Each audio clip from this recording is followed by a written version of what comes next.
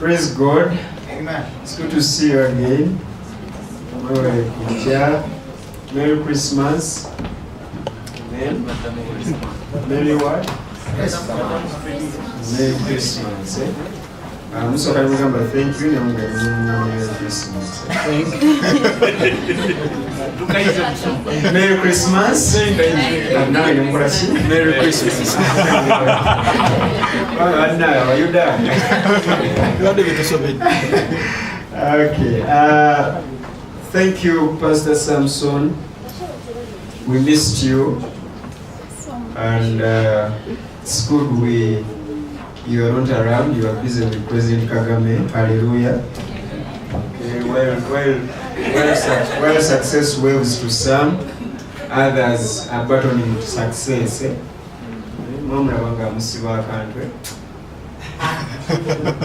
Catching success. I represent when it's Mukwata and Samson, so we answer from Mukwata.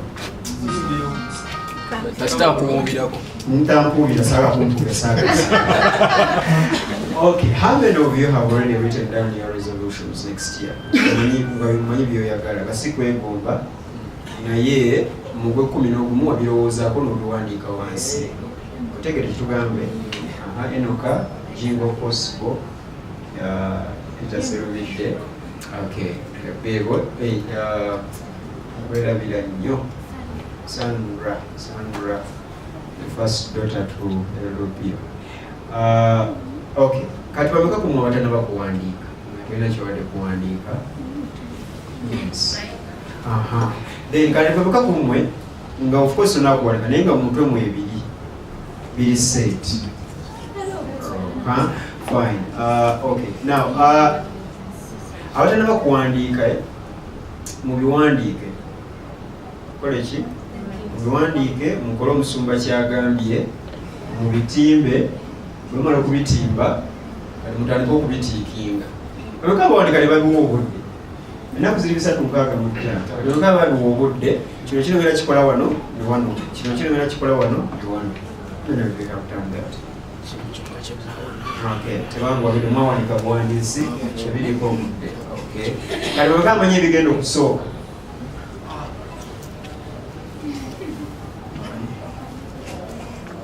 kati nga nze manye ekigenda osooka 2007 ngenda kukwanayo omuwala asinakwana tokwana kyetaaga kukola kyo sikyalunaku ani aŋŋambye a brilliant head like mine ntwale wiiki nga nkwana omukazi nanyina mukumanyi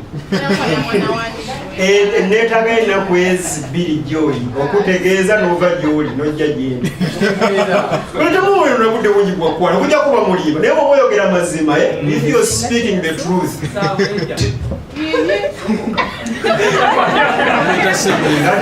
that is only just one sex. That's not a serious thing.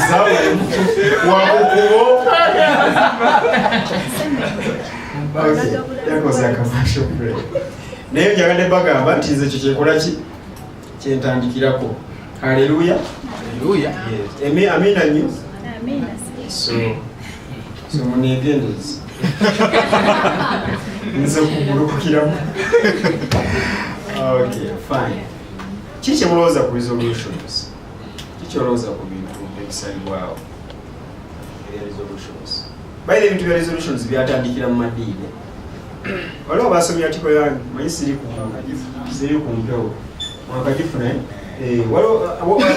bw'oba olina email address tulina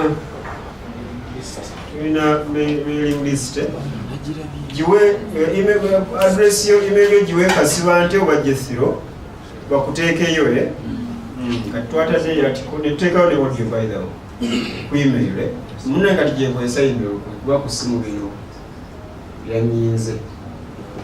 Okay, so you give them your email address, then you will be accessing that. Naye my article nawadde ndi mu kusoma as I was preparing that nekizuula nti resolutions zatandikanga promises abantu abasinza bagendanga maaso ga bakatonda baabwe ne babawa ebisuubizo bye bagenda okukolera bakatonda baabwe omwaka ogwo okutandika.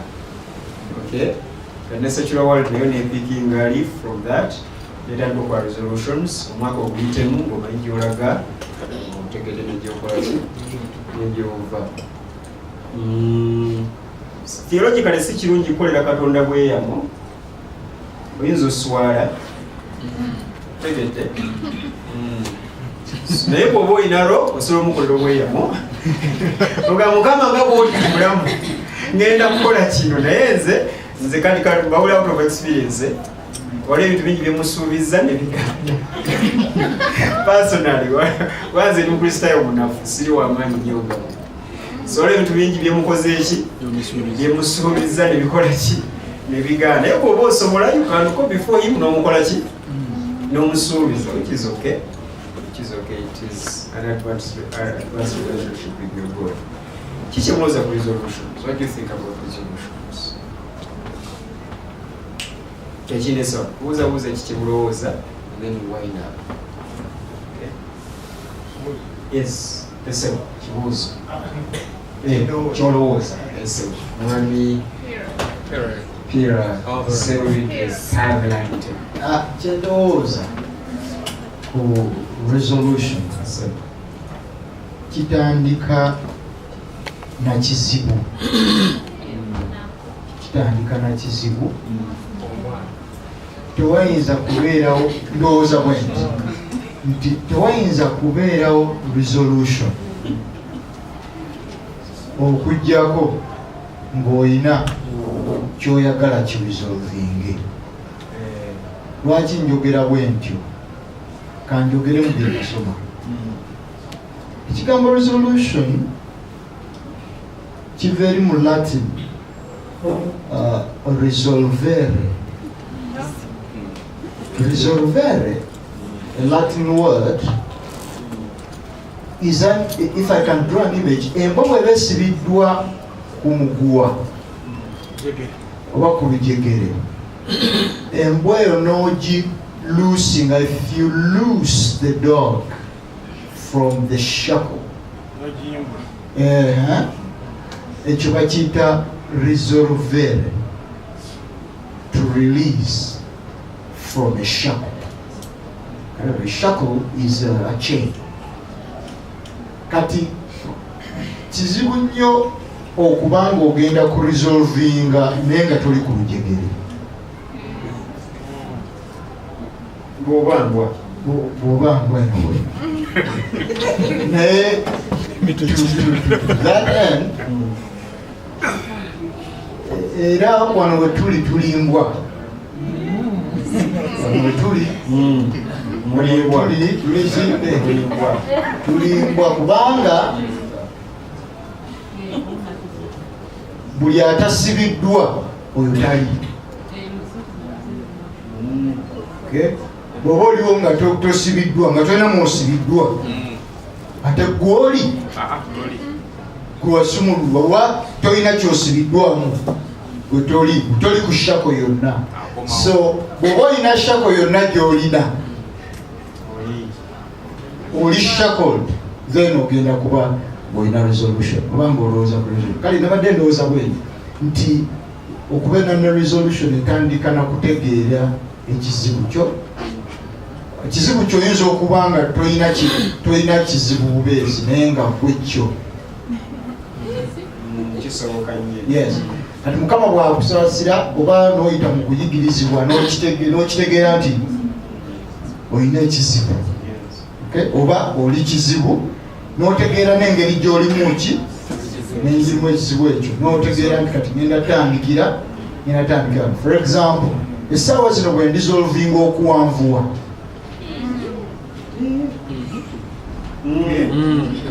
kati nkola resolution mwaka guno ngenda kola ki? Kuwanvuwa. Kiteeka okudefininga ki kyempanvuwa.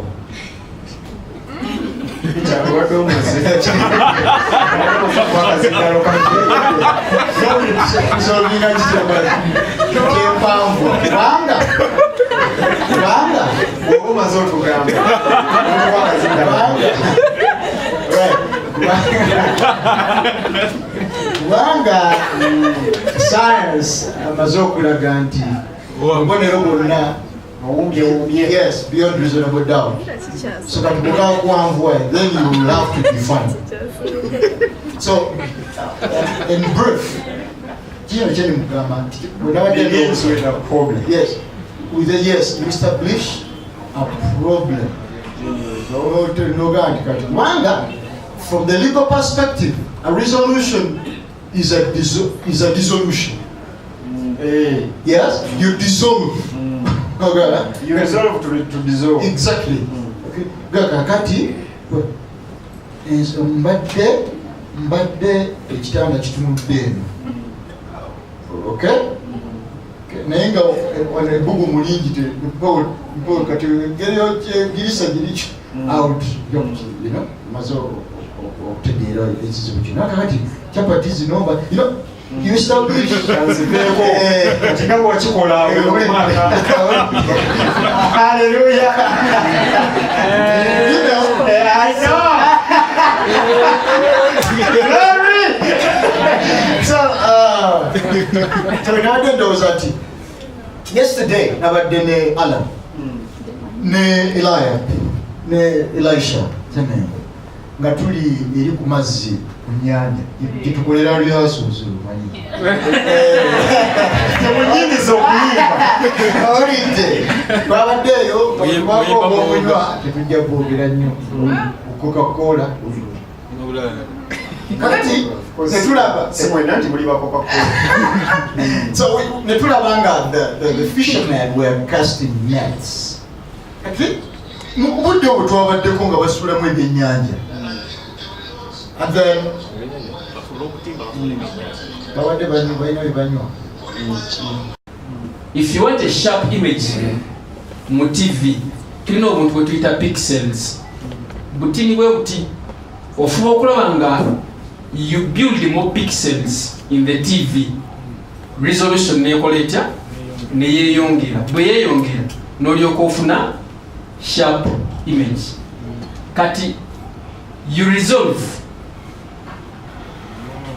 and you decide.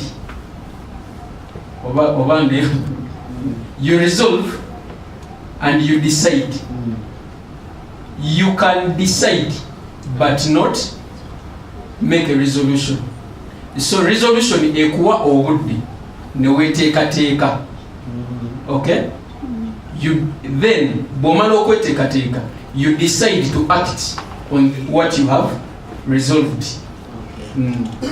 So sisobola kudecide na kuresolve kazindiro kateeke ebuuzo tuyibuuza bumaze okukawaana. Actually, the resolution is a decision to do something. What happens in medicine? Come on. What happens in medicine as far as resolution is concerned? If you resolve that this tumor is to be removed, it is removed. Chimala chima. Chiwe nga mukisalamu. So bagamba big So you resolve to do something. I mean, if your life needs a change, yes, you resolve to change it. And of course, it doesn't come on a silver plate. So by the mere fact that it's a resolution is an indication that you are going to put some efforts in it to see it change. But I wanted to read some more definitions here. Yes. A firm decision. Firm. These are keywords. Firm. A firm decision to do or not to do something. Firm. See? Firm decision. Then the action of solving a problem, dispute, or contentious matter. The action. You see? Or the process of reducing or separating something into components. I think that's why we are coming to the resolution of computers and of course microscopes and all those digital instruments. It is at least a battle for making things finer. We are trying to resolve so that the image is more clear. But this one, I think, where we are discussing locally here, is a firm what? Firm decision. The action, the process. Kateke kwenye tebetako. Huyu muntu alikuwa Semengo Elisha. Nze kendowooza the resolution if you want Chechiye mu Luganda. Resolution Luganda kale ndi Muganda naye okukiwulira muli kunoonya engeri y'okujja gamba bwotyo genda bwotyo oli okunoonya engeri y'okuva mu kintu oba engeri y'okutuuka ku kintu. In fact, statement y'ebadde njagala okuleeta. Resolution is finding ways on how to get out of something or looking for ways of how to get to something. Okuzuula ngeri za kuva mu kyolimu. Kuva mu kyolimu. Okanya ne Peter nti resolution etandika na kizibu. Ati n'osalawo okukivaamu. Kiyinza obutaba kizibu. It is two way. You resolve to dissolve and resolve to evolve. Kati nga Musumba Kasumba we yabadde agamba nti ayagala kubeera. Resolution ayagala kubeera. Tasoose kuzuula kizibu. Si kizibu. Okubeera si kizibu. Ekizibu kye si kubeera. Ali naye ayagala kubeera. Naye ayagala kubeera, ayagala kwongerako. Ntegereke sibo. Nze nkuwulidde. Omweganye mangu. Otyo wezi oli omukadde w'ekkanisa naawe onakakwata oluvannyuma okulunga lumaze. Nasaba omusumba munsaasereze nakibuuza okusinziramu ebyo byempulidde. Mukyala kyekikuddamu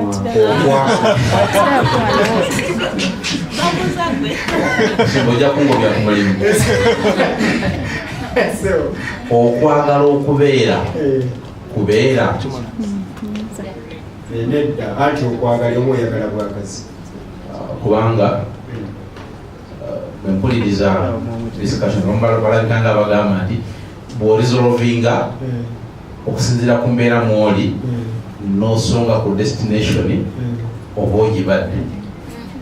So nga emirundi mingi mu bulamu nkoze resolutions nyingi yinza okwenkanankana n'emyaka gye nnina oba olyawo naye byendizolovinze sibitadde mu nkola simapinze kubo bulungi ebisinga obungi sibikoledde ekkubo era ekkubo eryo siritambudde.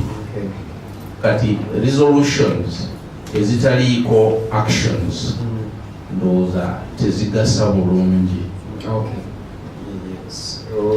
ndowooza kikulu nnyo ekyo so tuyanza n'ekibuuzo okizzeemu abadde alina kyagaba omukyala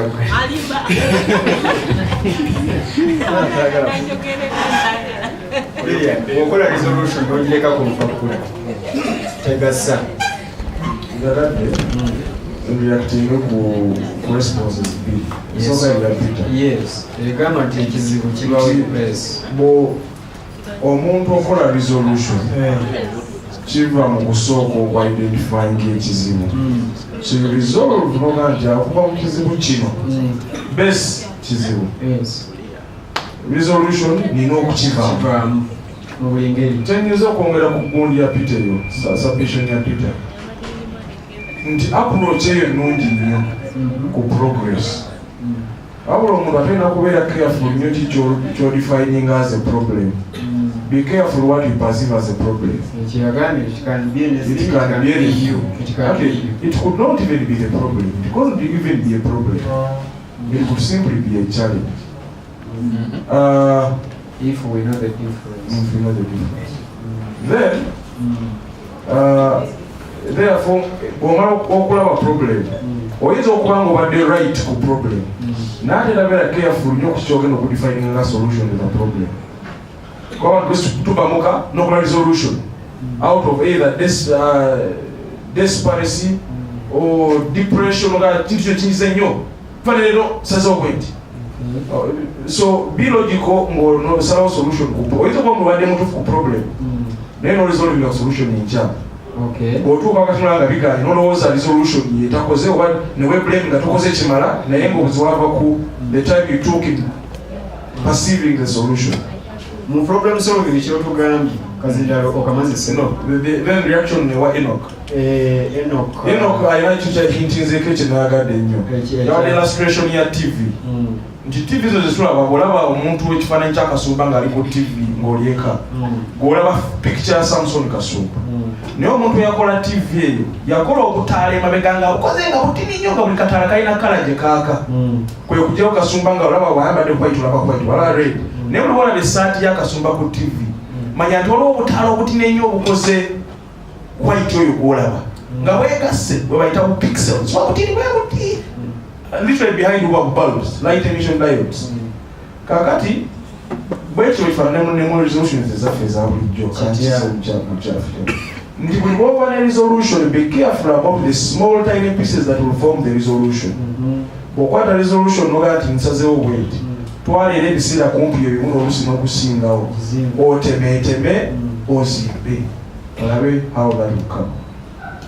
Akazindalo kano kampeere bwogu wali tunzike n'oyo ndowooza bwatakawoga. Haleluya. Mpozeze nja kuwa example bbiri esooka emu waliwo omukyalo omu yali housewife bawe yamulabirira buli kimu kati even yatuuka bawe nakomawo namugamba njagalayo $10 bawe namubuuza $10 zaaki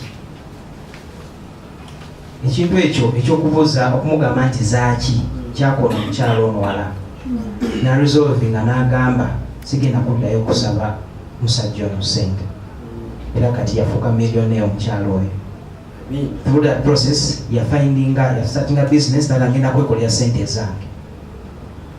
Omusajja omulala bali baze kitaawe ng'alina okusikira entebe n'amala emyaka n'emyaka nga badduka ne maama we ng'aliwo abooluganda abanoonya okumutta. Lwali olw'ekiro abadduka ne maama we era balungi n'agamba maama we nti leero lwe lusembayo okudduka nk'oyo okudduka I've resolved ngenda kutwala ki obwakabaka obwo ono gwe tusomako nga famous king oba mwasoma ku Shaka Zulu. So kino kimpa nze ng'omuntu resolve ebintu bingi. I've resolved, I've made New Year's resolutions for so many of them. Naye probably mbadde siri serious.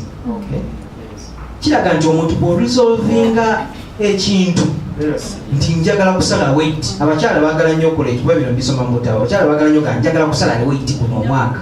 N'atandika n'aregisteringa mu gym n'akola biki. N'akikolako emyezi egisooka ebiri. Tukera tuka mu March. Ngazzeeyo ku old lifestyle.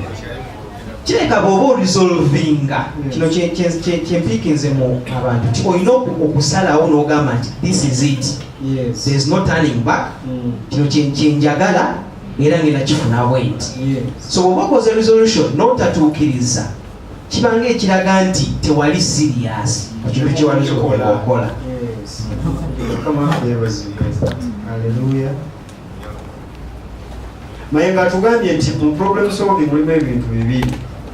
Osobola, you might get the problem right and get the solution wrong, and by accident you might get the solution right and having gotten the problem wrong.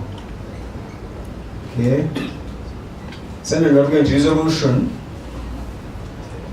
nkola gy'otadde mu kifo egenda okukujja wooli ekwongereyo bw'oyagala okulaga. Petero yatugambye nti resolution esinziira ku muntu eyetunuulidde ne yeetegera nti ali mu kizibu kyagala kukyusa, kizibu ekyagala kivaamu era n'akivaamu. Nsibanti yatuwala definition ssatu zabalemu action process neki ne farmness. Yes. Eno kana tuyigiriza nti kyaba tuyambyeko noni ekyobutaala n'ebigambo eno kamwalimu ekigambo ekinene nyo decision nti decision resolution kumpi yenkanankani nkigata ku kya boobe tibugamba okoze resolution malirira to what decide nti ngenda kikola kaabe katonda kaabe lubaale ngenda kikola atya nekikola bwataba katonda affe. Anti bano bawashipinga two gods abali tolugero. That's why the contrast. I think ndo kyetwetaaga mu bulamu. That's what we need in life. Obulamu butambulira ku decision. Decide and determine. Okay? Decide and determine that you're going to do this. Mwaka guno mumalire ate temubeera hyper. Mwe presentation yaga nti balance optimism ne reality. Learn to balance those two things. What are you balancing? Ojja kola resolutions buli kaseera nga omwaka gw'amadala ne mujja okoze otya. Every friend njagala kubabuulira byenayogeddeko mu presentation yange. One, ekiremesa resolutions zaffe zibeera too many. Zibeera too many. Bw'oba yagala kutegeera muno resolution list yo nnene, njagala ojjukira emyezi gy'osobola okujjukira emabega kuli mu December tuba tugwa mu gwa munaana tuba tugwa mu gwa munaana bwe kati sika ebirowoozo biteeke mu gw'omunaana ojjukira kiwali okola kale tokijjukira naye kale kankuwe kyosobola okujjukira okuva mu gw'omunaana okutuuka kakati wakola ki giri emyezi emeka ena koota ya mwaka koota oba sukamu athade emyezi ena emabega wakola ki gwetunula mu nyumba yo tunula ku ttaka lyo tunula gy'olimira kiki wakola tunula mu wardrobe yo gwegenda olawulawula emyezi ena amabega dero ki kyetwayongerako nkulage how difficult a resolution is kakati bw'okola resolutions 8 ojja kuba disappointed tujja tuuka no mugw'omusanvu ng'emu yennyini nyi tonagiteeka mulayini ekyagira bwete naye nga tuli mu gw'omusanvu. So time flies. So don't tokola too many. Kyekisooka. Okay? Number 2, too difficult. Abantu bakola resolution nga nzibu. Peter atakuba nekyokulabirako kiri very funny. Ya mukama kuno omwaka mwempanvuyira naye olina emyaka 3 oba owumbye mpozi ng'ogenze ne bakuba eddagala naye nno wali eddagala eriwanga ate ekitundu ekimu bitandika. So tokola resolution ng'eri too difficult. Mukama guno omwaka nga betubeera mu kyaki zaffe zino ez'abalokole guno omwaka mukama private jet yange engiraba. I think mukama asobola byonna, isn't he? Hallelujah. Naye tasobola byonna ku lulwo. God is able, but not able just for who? For you. There is a reason why you don't know. So tokola resolution get too difficult. Get too difficult. Kwa musajja omuzanyi wa firimu linye endyera bino bamwita ku shonaga nti bwe nali ntandika okuzannya firimu newandiikira check ya $50 million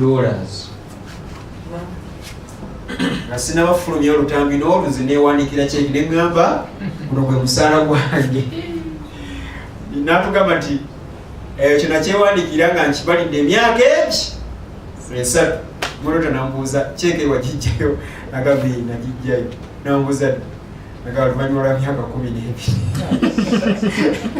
lwe yagijjayo naye nga yataddeko emeka it was very unrealistic in 3 years, $50 million. So tokola resolutions enzibu. Okay? Abantu abakikoza resolutions enzibu tubuukabuuka ne bannaffe babuukabuuka. Samson ajjano nagamba njagala mbeere nga nze best TV anchor mu Uganda. Kati akugamba yainterviewinga Besigye yainterviewinga buli omu kati gweyinza okuba titwakagitandika. Isn't it? Nawe nokola golo yetya yemu neyani totunulira bantu akyo nakyoberewo no presentation tewegerage bannekamba buulira ekintu kimu we might agree, might not agree. Tuyina ekizibu ate nga kirungi okutunula ku bannaffe nga bwe bafaanana naffe twetereeza isn't it? Naye don't compare yourself. No, learn from others. Just learn from them. Don't compare yourself with them because you are not them. So there's a difference between comparing yourself with others and learning from them. Nona bengeri abantu gye babikolamu bo bali nawe nojja n'okola akako oba ogugo. Otegere kyengamba naye kubanga buli weekomparinga ne Mayengo otandika okumuvuganya ate tokisalawo nti ngenda muvuganya. Just to compare yourself with Mayengo kyekola bwekozi ola kyeyaleese Mayengo kwata simu ki ndeetedoza not for omugana n'omusajja kati wakaleta not for nagikoye nikufo oba gata not for musajja naddayo ku not obono sinaddayo nakola ki tovuganye tovuganya wakati oba mbafula midioka naye mbabuulira what Christianity is about. Tovuganya. Christianity tevuganya kuba Christianity ekkiriza nti omuntu omu is a masterpiece. Gwe wekka gwasinga era gwe Katonda gwe yafiirira. Abala bonna ne bazikira gwe n'olokoka eggulu lyafunyemu dda. Owulidde kyekugambye kyekyo kiwedde omusalaba guba guwedde omuntu omu kubanga omwana w'omuntu yajja okunoonya ekyo ekyakola ki ekyabula kubanga yalekawo 9 are you following these things? Musajja yabyogera ng'alinga asaaga yalekawo 9 n'agenda anoonya etya eyo yeggwe kati tovuganya don't compete kola ebintu byo ku pace. Okay? Katolo kirala kyenjogedde mu presentation nakyo sookiwakanya naye sookikkiriza tofaayo. Tewaliwo kiseera kya success. Otegedde? Lekerawo okudda olwotula ndi mu myaka emeka nze mpedde munywani sala pulesa. Waliwo abaana balina emyaka tuli ffenna nga tulina ku mikutu gyabwe balina emyaka 20 mu emeka naye obugagga bafuna balina 10 nzukugaga yalina emyaka emeka weyalonkingira ki 18 katali myaka 20 mu emeka biliyoni yae ne WhatsApp yagigula ne WhatsApp kati ye basibo ne banyabo success terina budde. Okay, sente ojja kuzifuna ng'olina emyaka 6 ojja kuzifuna ng'olina emyaka 10. Kati relax tobera ku pressure kubanga bambi ndabye abantu nga baagala kwetta abawala abamu basenkane ku kyalo ali ku kyaki buli muwala afumbiddwa yeesiize buli kizigo buli kimu akikoze ye tafumbirwa alinga kekiwakumpa naye ekisinga omuluma si lwakubanga tafumbiddwa ekisinga okumutta muli munda buli muntu awo around afumbiddwa otega ekitugambe kyekisinga okumutta ekyo kakati n'avaawa kubanga obudde bukoze eki bugenzi mubeera mu maka nga muzaalibwa bawala 5 nga gwe mukulu kati okuwasa ne kuva eri wansi ojula okudduka ewamu mutowo kanke wano kankoleki. But you're comparing yourself. 1, you're competing. 3, you're afraid of time. Bana nga obudde buyita tugenda mu 2017 isn't it? Tugenda mu 2017 leka nkubula ekitayita gwe toyita gwe tokola ki gwe toyita gweyita omulundi ogwo ng'ofudde okitegedde Dawudi olunaku lwoyita lwobeera okoze eki lwobeera ofudde so kola bukozi teweteeka abantu mutera ku pressure bwe ginabeera emyaka bwegi nga sikoze kino nga nkita alina ddala ng'okita bwe giweerera ejja nga tokikoze era ng'ogikola ki ng'okita naye is it worth it okukita sigala ng'okola by'oteeka okola do the right thing do the right thing you will get there nyawe kubazzamu maanyi obuta kuba bw'obeera hyperpoti manye generation ina optimism ina positivity. Think positive. It is possible. There are some things which are not possible. Learn to balance reality and optimism. There are some things which are not possible specifically for you. Because you are not designed to do everything. I got three things. Namagambia too many, too difficult, then too vague. Too vague. Because the resolution is vague. Mukama mwaka guno njagala kulakulana. Yongereko. Ne wabosaba that praise like that is vague. Ne muno mwaka mwekulakulanira Mukama.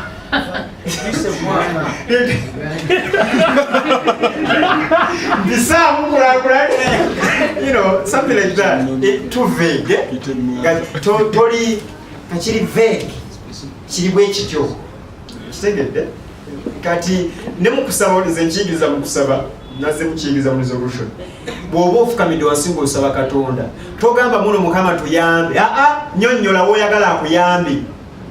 Kubanga omugaso gwa Katonda mulamu gw'omuntu guli ogu kukola by'otasobola kukola. Kiwakiddemu. Abantu bayinza okukyerabira. The only use of God in your life is to do those very things you cannot do.